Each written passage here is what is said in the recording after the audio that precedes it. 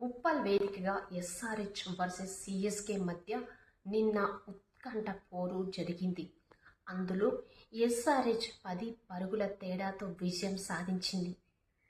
Toss ఓడిపోయి మొదట batting చేసిన సన్ రైజర్స్ హైదరాబాద్ నిర్ణీత 20 ఓవర్లలో 194 స్కోరు సాధించింది. చెన్నై ముందు 195 పరుగుల లక్ష్యాన్ని ఉంచింది.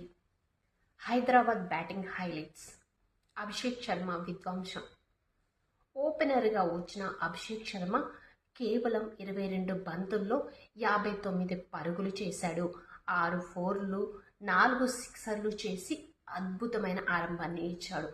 కేవలం 15 బంతుల్లోని హాఫ్ సెంచరీ మార్కును అందుకున్నాడు. క్లాసెన్ నిలకడ.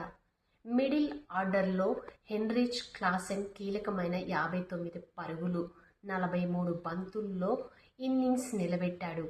చివర్లో తడబాటు.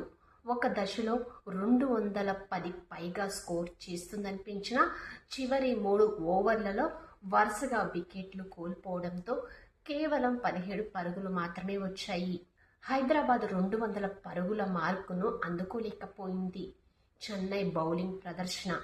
అన్షుల్ కాంబోజ్ అద్భుతమైన బౌలింగ్తో 3 వికెట్లు, 22 పరుగులు తీసి హైదరాబాద్ను కట్టడి చేశాడు. ముఖ్యంగా చివరి ఓవర్లలో 2 వికెట్లు తీసి స్కోర్ పెరగకుండా ఆపాడు.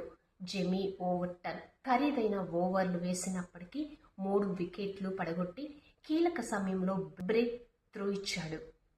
ఎస్ఆర్హెచ్ లివింగ్స్టన్ని ఇంపాక్ట్ ప్లేయర్గా తెచ్చిన ఎస్ఆర్హెచ్కి ఉపయోగం లేకుండా పోయింది.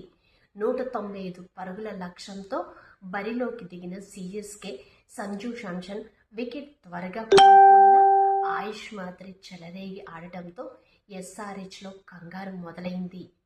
కానీ నితీష్ కుమార్ రెడ్డి అద్భుతమైన బౌలింగ్తో ఆయుష్ని పెవిలియన్కు పంపాడు. తర్వాత వచ్చిన మాతృ షాట్ సర్ఫరాజ్ ఓవర్టన్ నుంచి కొన్ని షాట్స్ ఆడినా మ్యాచ్ని గెలిపించలేకపోయారు.